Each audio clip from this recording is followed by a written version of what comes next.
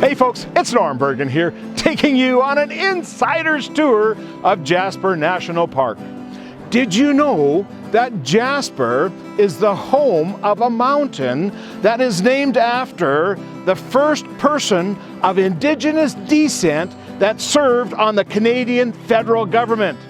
Welcome to Mount Hardisty. Folks, this mountain behind me was named for Richard Charles Hardesty. Hardesty was a chief factor for the Hudson's Bay Company, and he was the first Metis senator in Canada. In fact, folks, he was the very first person called to the Senate from the District of Alberta. Mount Hardisty is in the Athabasca River Valley and is part of the Moline Mountain Range, most easily visible from the Icefields Parkway. As we travel south on Highway number 93, the Icefields Parkway, or Wheeler's Wonder Trail as it used to be known, you will see this mountain. It has a very gentle slope to the west or in a westerly direction. Folks, that's Mount Hardisty. The mountain was named in 1859 by James Hector. They were on the Palliser expedition exploring the western frontier. Richard Charles Hardesty came from a family of fur traders. He was born near James Bay, Quebec in 1831. His father, Richard Hardesty Sr., sailed from England to Rupert's Land, as most of Canada was known at the time. He started as an apprentice clerk for the Hudson's Bay Company and worked his way up to the position of chief trader. In 1818, Richard Sr. married Margaret Sutherland, the daughter of a Cree woman by the name of Anne Noble, and a Scottish Hudson's Bay Company trader named John Sutherland. Richard and Margaret had 10 children.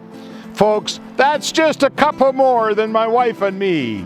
After spending 9 years at Red River Academy in Winnipeg, young Richard joined the Hudson's Bay Company as an apprentice postmaster, with his father and his grandfather being traders for the Hudson's Bay Company. It comes as no surprise that he, along with his 5 brothers, became fur traders for the Hudson's Bay Company as well. His head for business and his talent for negotiating certainly helped him advance in business. In 1872, he was appointed as the chief factor in Fort Edmonton, making him responsible for a vast district that covered much of present-day Saskatchewan and Alberta. With the retreat of the buffalo herds, it was the chief factor's responsibility to deal with the threat of starvation for the settlers, traders, and First Nations people who depended on the buffalo as the main staple of their diets.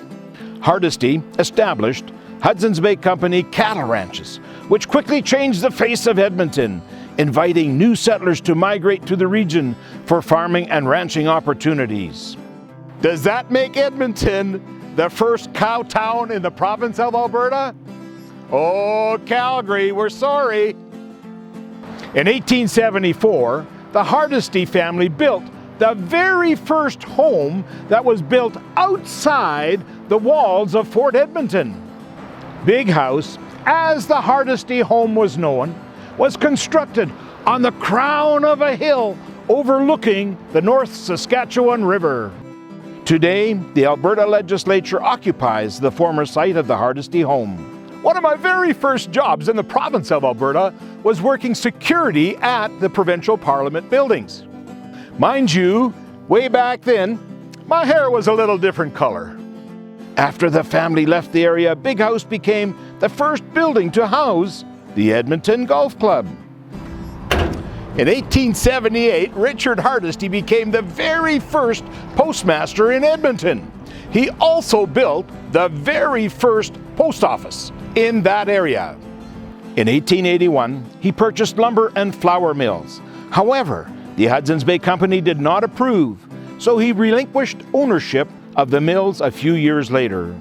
With a strong interest in politics and in leadership, Richard Charles Hardesty ran in the first general elections here in Alberta. He ran to begin with on the Conservative ticket, then changed over to an Independent.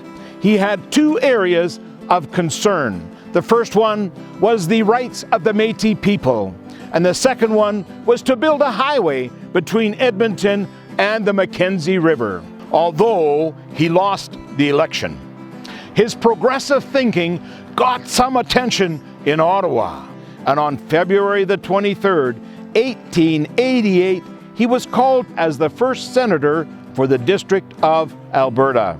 That appointment, folks, made him the first person of First Nations ancestry to serve in the federal government of Canada. 18 months later, he died trying to ford a river on horseback.